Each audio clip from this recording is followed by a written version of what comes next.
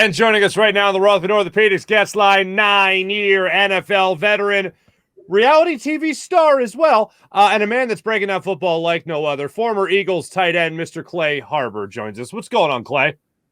Not a lot. I'm here in beautiful, sunny Chicago, Illinois. Just living the dream, Mark. Living the dream.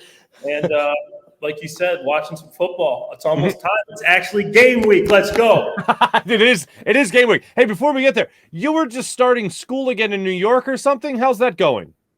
I'm currently in Kelley School of Business right now. I just took a quiz. I got about 80% as 8 out of 10 questions. So we're doing good. We're doing good. Business school's coming along. Pretty soon I'll be a big-time executive, and maybe I'll be working with one of these organizations. Who knows? 80 is a good tight end number. 80 is a good tight end number. Not for nothing. Let me ask you this. You've been to 3 different training camps this preseason alone, and now, as I mentioned, it is game week, so we're done with the preseason. But you also spent a lot of time around those Chicago Bears last year and this year. What does Jason Peters have left in the tank, I ask you?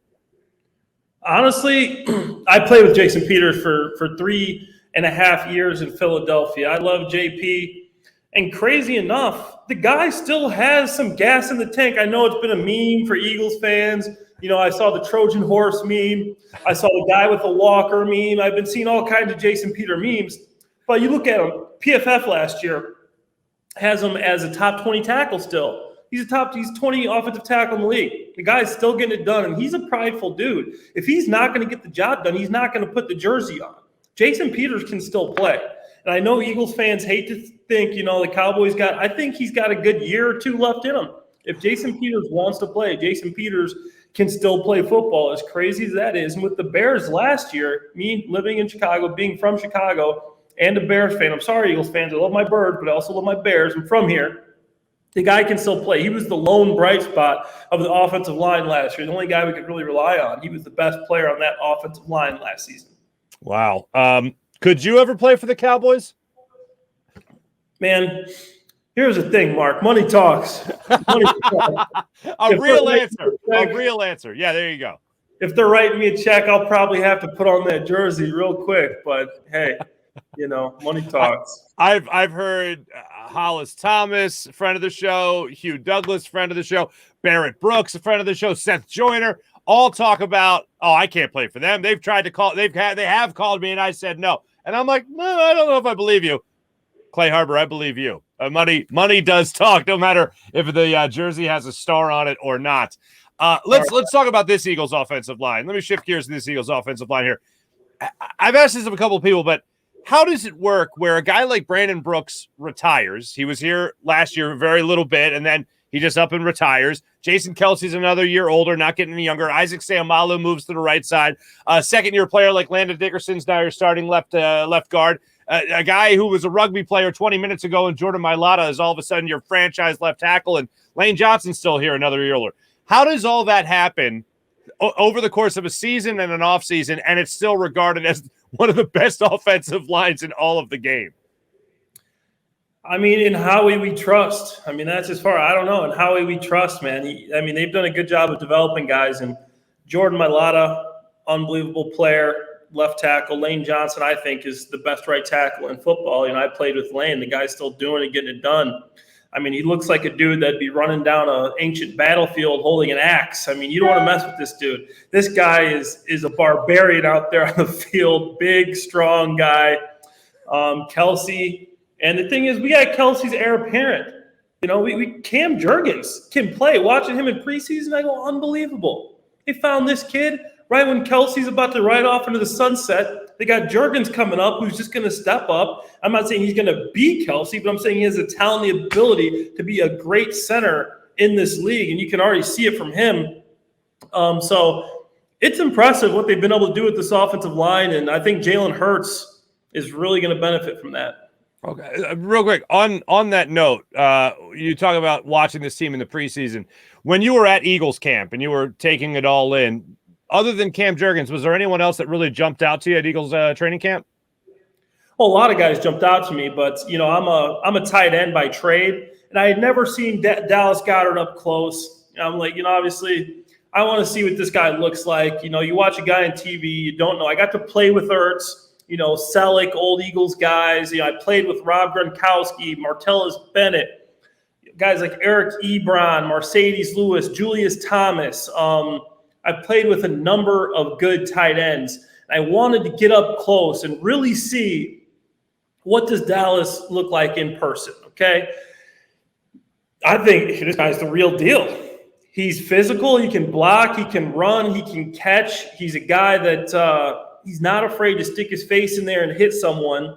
Then he can go to the next play and run a play-action pass across the field. Then he can split out into the slot, and he can run around on a safety. Oh, man, this guy can do everything. So watching that, I'm really high on Dallas Goedert. The guy flashed to me as a tight end. That's my trade. I've seen a lot of them. Really impressed with Goedert. And, I think he could be one of the best, if not the best, all-around tight end in the league. Got Kelsey, best receiving tight end, hands down. A guy who runs routes. He's not a big blocker. Kittle can do both. I think right after those two guys is Dallas Goedert. Wow, that's a lot of praise right there. So that leads me into this question. When you talk about the weapons on this Eagles offense, everyone talks about one of the best wide receiving core, if not the best wide receiving core in Eagles history here, with Quez Watkins as your third guy behind A.J. Brown, behind Devontae Smith, and then you have Dallas Goedert as the tight end. Miles Sanders is your running back. Kenny Gainwell has got a history there of catching balls out of the backfield. Does Dallas Goedert have the potential to be the breakout star amongst all these weapons? I think so. I see Goddard having a 1,000-yard season, and from the tight end position, that's tough because these receivers are going to have to get a lot of attention. Devonta Smith, A.J. Brown, even put Quez Watkins, who can run a 4.3 40. People forget how fast Quez is. They're going to have these safeties deep. You know what that means? That means linebackers are going to have to try to cover Dallas Goedert. Good luck. Good luck. But it's not going to happen. These linebackers, and it's not like they can cheat too much, because they're going to hand the ball off to Miles Sanders, Kenneth Gainwell, Boston Scott. Miles Sanders flashed to me at camp as well. The guy shows some great quickness, some speed. I didn't know he had that much juice, but this guy's really impressive too, Miles Sanders. So all that adds up to me is Dallas Goedert having a big season and finding some holes in the middle of that field. And from what I saw in camp, Jalen Hurts is looking for him. Okay. Now, the weapons are there. They're in place. Does Dallas Goedert have a little bit of an advantage? Like, is there any truth to the idea of a young quarterback finding his way in the NFL and relying on that tight end? Do you think Dallas Goedert kind of becomes that safety valve for a guy like Jalen Hurts? I think so. I think, obviously, the guys outside are going to get all the attention. The wide receivers, the X and the Z, those are the sexy guys, those pretty boys out there. But I'm a guy that loves the tight end in the middle of the field. Play action pass. These linebackers suck up. The Eagles, obviously everybody knows what kind of running game the Eagles have. These defenses, these linebackers are going to have to respect this run game. Last year, the Eagles had the best rush offense in the entire National Football League.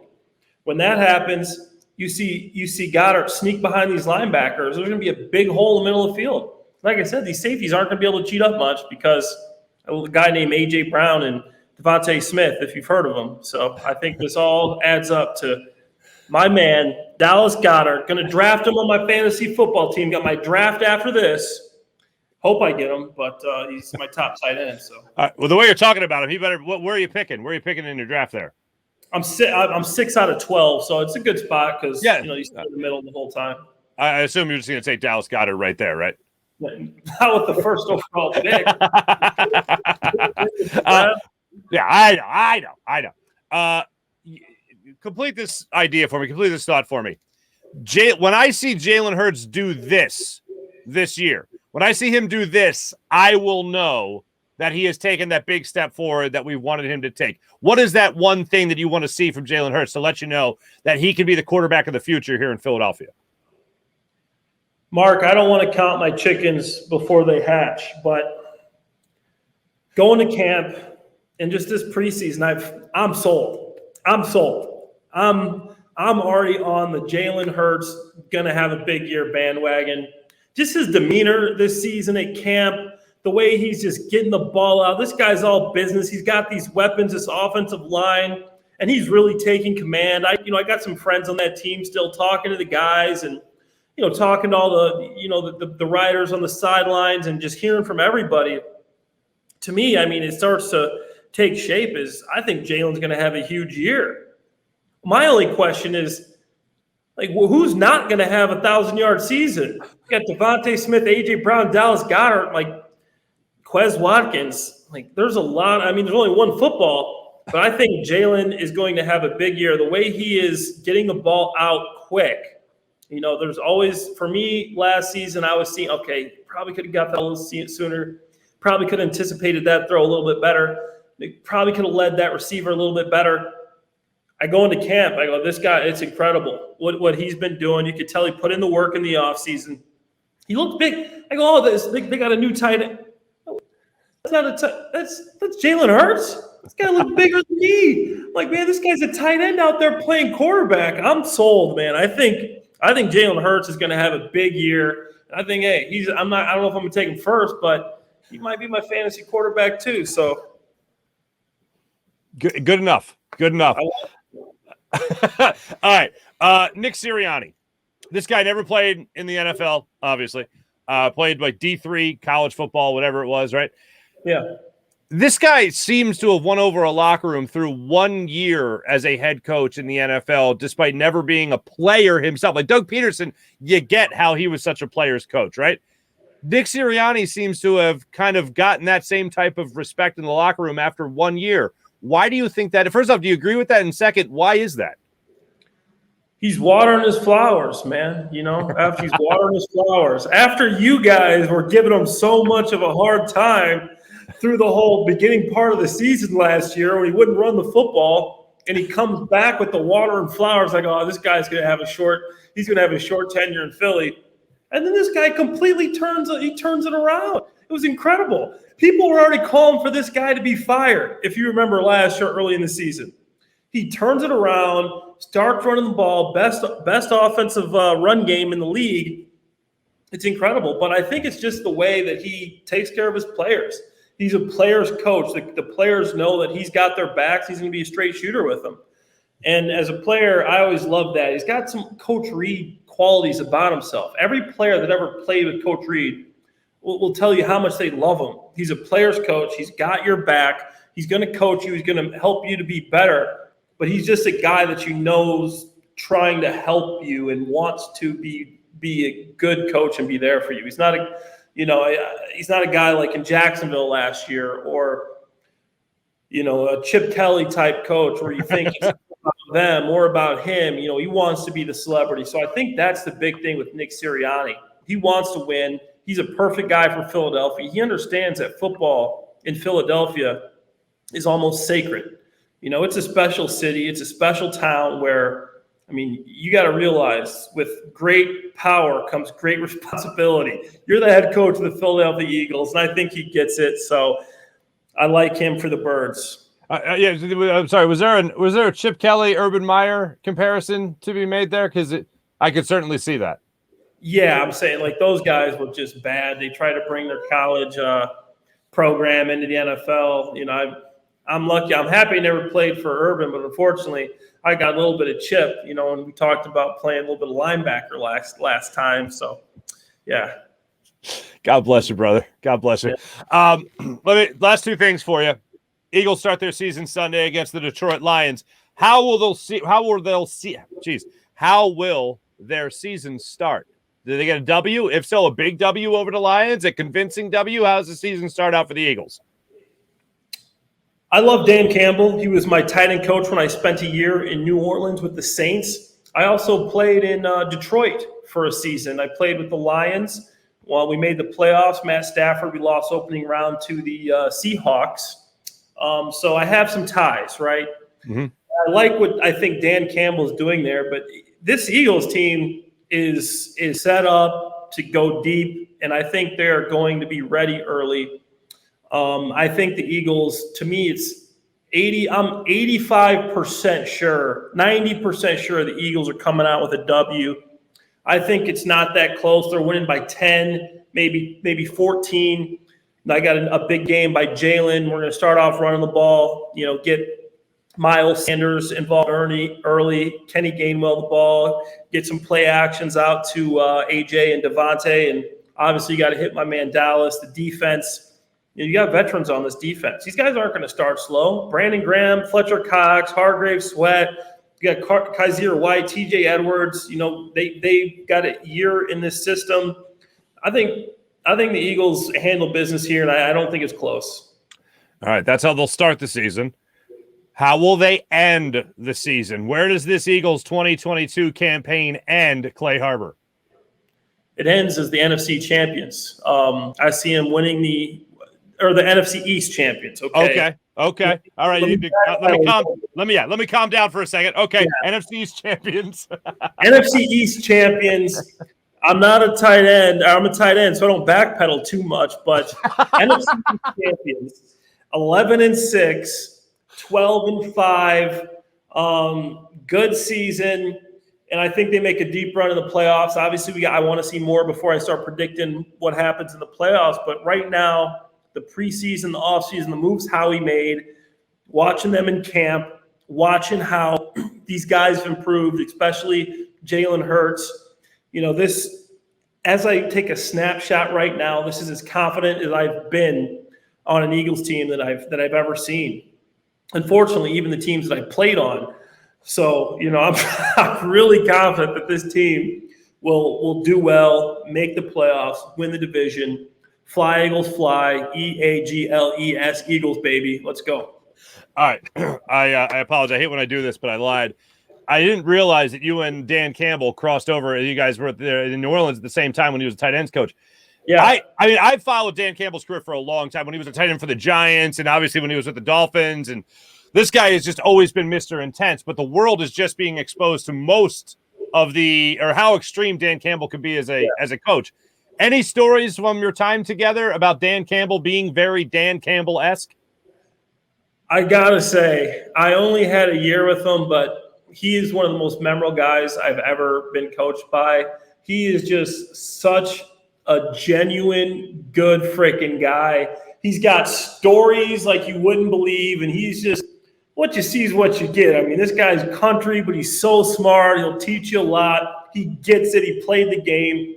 Man, Dan Campbell's a good guy, a good coach, and it's tough to root against a guy like that. You hope he does well, but just not this first week. But I don't have any stories off the top of my head. But I know what we do in the tight end room. We had Kobe Fleener, Michael Kumawanu, Josh Hill. We had a nice group of guys, but we'd always try to get let's get Dan talking. Because we knew he would tell stories, questions. So we'd go in the room. We got a bunch of stuff. We're all veteran guys. We know the offense. We don't want to do the boring install stuff. Get him talking. So we get Campbell talking, man. And he would just go off on tangents about stories, guys he's coached, times he was playing when he was a player. And next thing you know, the meeting's, oh, man, I lost track of time. You guys are good. You guys are like, yeah, coach, we're good. We just through the whole meeting, listening to stories about coach's playing day. So that was one of the things we used to do in New Orleans. Like your favorite substitute teacher coming in that day. Just ask her about her kids. She'll just keep talking. Yeah. Oh, that's great. Ladies and gentlemen, nine-year NFL veteran, former Eagles tight end, just an all-around great guy, Clay Harbor, joining us here on the Rothman Orthopedics guest line. Clay, thanks so much, brother. Appreciate you. Appreciate having me on, Mark. Thank you. Absolutely. Clay Harbor joining us on the Rothman Orthopedics guest line.